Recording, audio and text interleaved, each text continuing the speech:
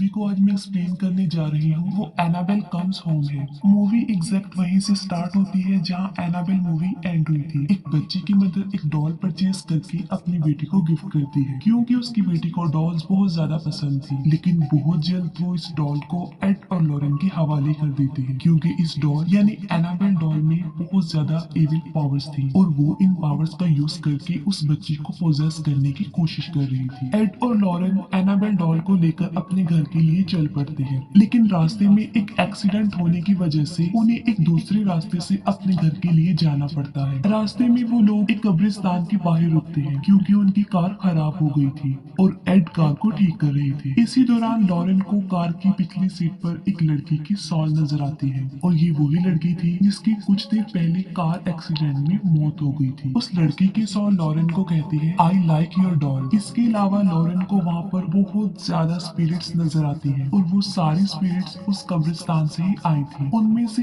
एक spirit add को सड़क के बिल्कुल बीच में धक्का देती है ताकि सामने से आने वाले ट्रक के नीचे आकर एड की मौत हो जाए, लेकिन एड किसी तरह खुद को बचा लेते हैं और यहाँ पर एड और लॉरेन समझ जाते हैं कि ये सब कुछ एनाबेल डॉल कर रही है और इसीलिए वो लोग बगैर कोई देरी किए उस डॉल को लेकर अपने घर आ जाते हैं। एनाबेल डॉल को घर लाते ही वो लोग उसे अपने म्यूजियम में लेकर जाते हैं जहाँ पर उन्होंने अपने केसेस से जुड़ी हुई बाकी चीजें भी रखी थी और वो सारी चीजें किसी तरह की डीमन और एविल पावर्स की मालिक थी। एनाबेल डॉल को वो लोग एक चेयर पर रखते हैं और एनाबेल डॉल की वहाँ मौजूदगी से अजीबोगरीब होने लगता है, जैसे कि घड़ी का उल्टा चलना और बाकी चीजों की मूवमेंट, जो कि काफी अजीब था। और इसीलिए वो लोग एनाबेल डॉल को एक फादर से ब्लेस्ड करवाते हैं और उसे एक शीशे की बॉक्स में बंद कर देते हैं जो कि चर्च से मंगवाया था। यहाँ पर हमें एनाबेल डॉल की पावर का पता चलता है, यानी वो हर तरह की स्पिरिट्स चाहे वो अच्छी हो या बुरी उन्हें अपनी तरफ अट्रैक्ट करती है और उनसे अपने विक्टिम पर अटैक करवाती है। इसके बाद हमें एक साल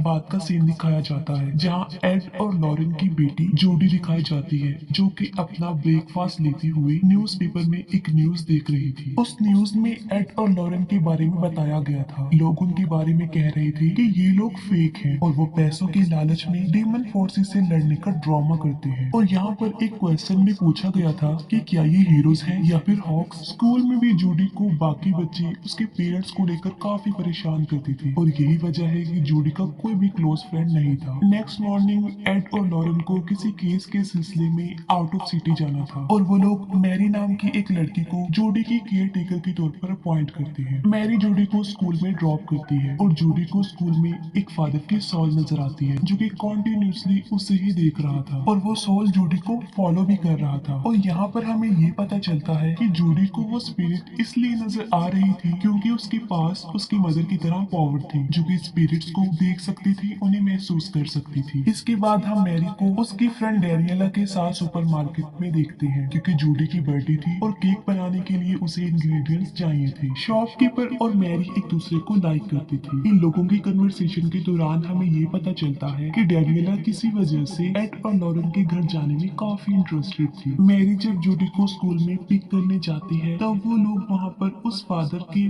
स्टैचू को देखते हैं जो काफी देर से जूडी को नजर आ रहा था और जब जूडी टर्न करके देखती है तो वो फिर से फादर की स्पिरिट को देखती है। मैरी और जूडी केक बनाने में बिजी थे तब डैनियला बैक डोर से उनके घर आ जाती है। डैनियला के हाथ में एक छोटी सी बेल होती है और वो जूडी से पूछती है कि क्या ये कोई स्पिरिट बेल है, जिस पर जूडी उसे कहती है कि नहीं, ये एक नॉर्मल बेल है जो कि उसकी मदर ने कलेक्ट की है। असल में डैनियला एड और लॉरेन के काम में काफी इंटरेस्टेड थी और वो उनके घर को एक्सप्लोर करना चाहती थी और इसीलिए वो जूडी को रोलर स्केट्स गिफ्ट करती है। तब जूडी और मैरी घर से बाहर जाते हैं और डैनियला घर में अकेली होती है और उसे घर को एक्सप्लोर करने का मौका मिल जाता है। डैनियला वॉरेन के म्यूजियम को ओपन करने की कोशिश करती है लेकिन उसका डोर लॉक था और फिर वो डोर के बाहर से ही स्पिरिट से कांटेक्ट करने की कोशिश करती है लेकिन फिर भी कोई फायदा नहीं होता और डोर नहीं खुलता। वो उस दरवाजे की चाबी को ढूंढते हुए एड के ऑफिस में पहुंच जाती है और एक पिक्चर के पीछे डैनियला को उस म्यूजियम की चाबी मिल जाती है और वो उस चाबी से उस म्यूजियम के दरवाजे को खोल देती है। डैनियला का यहाँ पर आने का मकसद ये था क्योंकि वो अपने फादर जो कि मर चुके थे उनकी सोल से कांटेक्ट करना चाहती थी और जाहिर है इस म्यूजियम से बेहतर जगह और कोई नहीं हो सकती। और इसके बाद वो म्यूजियम के अंदर चली जाती है। डैनियला म्यूजियम में रखी हुई आर्टिफैक्ट्स को टच करती है और इसी दौरान एनाबेल डॉल उस शीशे की बॉक्स में ही गिर जाती है। अब हालांकि उस ग्लास बॉक्स पर वार्निंग लिखा था, लेकिन इसके बावजूद डेनियला ग्लास बॉक्स का दरवाजा खोल देती है। बस ऐसा होते ही जूडी का बर्थडे केक जलने की वजह से फायर अलार्म एक्टिव हो जाती है और डेनियला ग्लास बॉक्स को लॉक किए बगैर ही वहाँ से भाग जाती है। यहाँ पर हमें इस बात का अंदाजा हो जाता है कि एनाबेल डॉल जो कि अब बिल्कुल आजाद हो चुकी थी और वो अपने इविल पावर्स का यूज करके अब कुछ भी कर सकती है। और तभी डोरबेल बजती है। मैरी जब दरवाजे के हॉल से देखती है तो बाहर कोई भी नहीं होता, जिस पर वो काफी हैरान हो जाती है। लेकिन मैरी दरवाजा खोल देती है और वहाँ पर उसे एक बच्ची नजर आती है जो उसे कहती है कि उसने एनाबेल डॉल से खेलना है। और फिर तभी अचानक से वो बच्ची वहाँ से गायब हो जाती है, जो कि जाहिर है हैरान कर देने वाला मंजर तो था ही। डेनियला को अपने फादर की सॉल नजर आती है और वो उन्हें फॉलो करते हुए घर के अंदर चली जाती है। जूडी भी डेनियला को फॉलो करते हुए घर के अंदर चली जाती है, जहाँ जूडी को एक रूम में एनाबेल डॉल एक चेयर पर बैठी हुई नजर आती है और वहाँ पर अजीबोगरीब होने लगता है। और बेड के नीचे जूडी को एक नोट मिलता है जिस पर लिखा होता है मिस मी और साथ में क्वेश्चन मार्क। और वहीं पर जूडी को एक शैडो चलता हुआ नजर आता है और तभी अचानक से दी ब्राइड जूडी के सामने आ जाती है और एक चाकू लेकर जूडी पर अटैक करने लगती है। जूडी क्रॉस उसे दिखाकर खुद को प्रोटेक्ट करती है और साथ में काफी चिल्लाती है और उसके चिल्लाने की आवाज मैरी और डेनियला सुन लेती है। मैरी जूडी के पास आती है और उसे हौसला देती है। यहाँ पर जूडी मैरी को बताती है कि उसके पास ये एबिलिटी है कि वो स्पिरिट्स को देखती है, जिस पर मैरी उसे कहती है कि ये जरूरी नहीं है कि सारी स्पिरिट्स ही बुरी हो, कुछ अच्छी भी होती है। डेनियला को एड और लॉरेन की पैरानॉर्मल इन्वेस्टिगेशन की फाइल मिल जाती है। उस फाइल में बहुत सारी डेमंस का जिक्र किया गया था और वहीं पर एक्सॉर्सिज्म की टेप्स थी जो कि एड और लॉरेन ने की थी। डेनियला उनमें से प्रोजेक्टर पर एक टेप प्ले कर देती है, जिसे मैरी फौरन बंद कर देती है क्योंकि जूडी उससे काफी डर रही थी। वो डिसाइड करती है कि वो फीली मिली गेम खेलेंगी। गेम खेलने के दौरान एक बार फिर से डोरबेल बजती है और इस बार डोर पर वही शॉपकीपर होता है। मैरी दरवाजे पर देखने जाती है लेकिन वो उस लड़के को अंदर आने नहीं दे रही थी। रात को मैरी और डेनियला जूडी की बर्थडे सेलिब्रेट करते हैं और बाहर वही लड़का गिटार बजा रहा था और बाहर उस लड़की पर वुल्फ की तरह नजर आने वाला एक डीमन अटैक कर देता है और वो लड़का उससे बचने के लिए वहाँ से भाग जाता है। डेनियला एक बार फिर से म्यूजियम जाती है और यहाँ पर हम देखते हैं कि उस म्यूजियम की कुछ आर्टिफैक्ट्स अब मूवमेंट कर रही थी। डेनियला म्यूजियम में रखे गए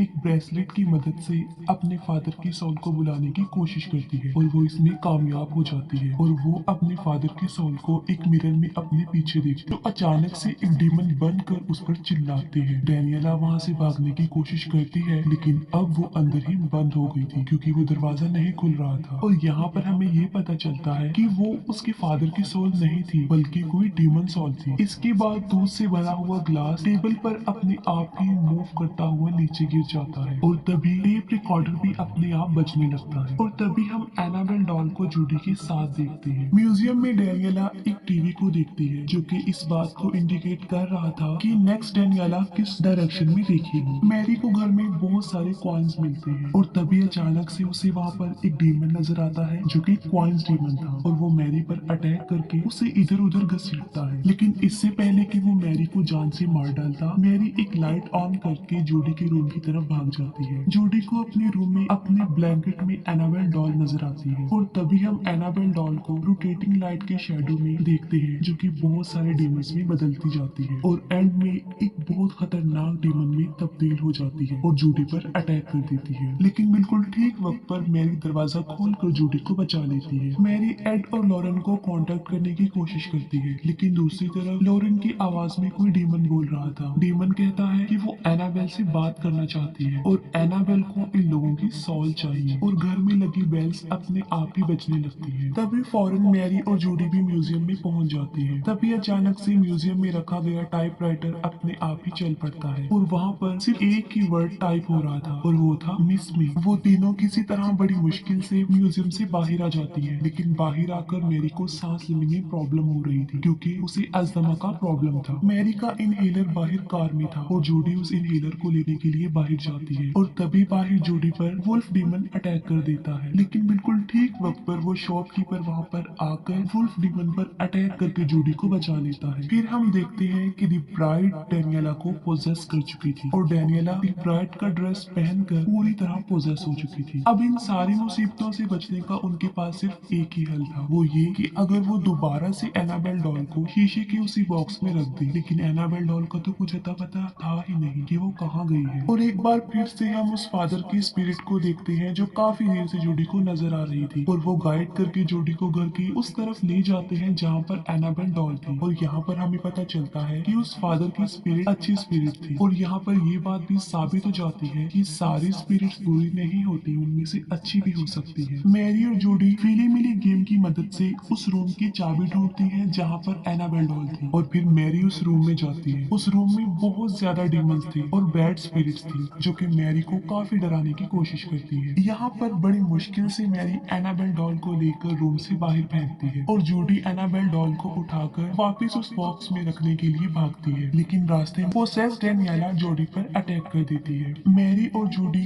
डेनियला का मुकाबला करती है, और जूडी अपने पेरेंट्स के थ्रू किए गए एग्जॉर्सिज्म की वीडियो प्रोजेक्टर पर प्ले कर देती है। इस वीडियो को देखकर डेनियला का भी एग्जॉर्सिज्म हो जाता है, और अब वो दी ब्राइड के कब्जे से आजाद हो चुकी थी। अब ये तीनों लड़कियां म्यूजियम में जाकर एनाबेल डॉल को ग्लास बॉक्स में रखने की कोशिश करती हैं, जहाँ पर बहुत सारे डीमन उनकी कोशिश को नाकाम बनाने की काफी कोशिश करती है। तब जूडी एक क्रॉस की मदद से उन डीमंस को दूर भगा रही थी, और डेनियला एनाबेल डॉल को ग्लास बॉक्स में रखने में कामयाब हो जाती है। और ऐसा होते ही सब कुछ नॉर्मल हो जाता है, और तभी वहाँ पर वो शॉपकीपर भी आ जाता है। जूडी बचाती है कि बाकी डीमन से इस लड़की ने ही उसे बचाया था, जिस पर मैरी काफी खुश हो जाती है। ये चारों लोग रात को वहीं पर टाइम स्पेंड करते हैं, और सुबह होते ही एड और लॉरेन भी वहाँ पर आ जाते हैं। जूडी उन सारे इंसिडेंट्स को अपने पेरेंट्स को बता देती है जो उनके साथ हुए, और वो दोनों अपनी बेटी को रिलैक्स करती है। वो लोग जूडी का बर्थडे सेलिब्रेट करते हैं, सब कुछ हैप्पी और नॉर्मल हो जाता है, और यहीं पर इस मूवी की हैप्पी एंडिंग हो जाती है। मूवी के लास्ट सीन में हमें पता चलता है कि डेनियला अपने फादर से कांटेक्ट करने की इसीलिए कोशिश कर रही थी क्योंकि वो अपने फादर की एक्सीडेंट में मौत की वजह खुद को समझती है। इस पर लॉरेन उसे बताती है कि उन लोगों ने उसके फादर के सोल से कांटेक्ट किया था, जिसमें उन्हें पता चला है कि डेनियला का उस एक्सीडेंट में कोई कसूर नहीं था, वो बेकसूर है और उसके फादर को उस पर प्राउड है। और यहीं पर ये मूवी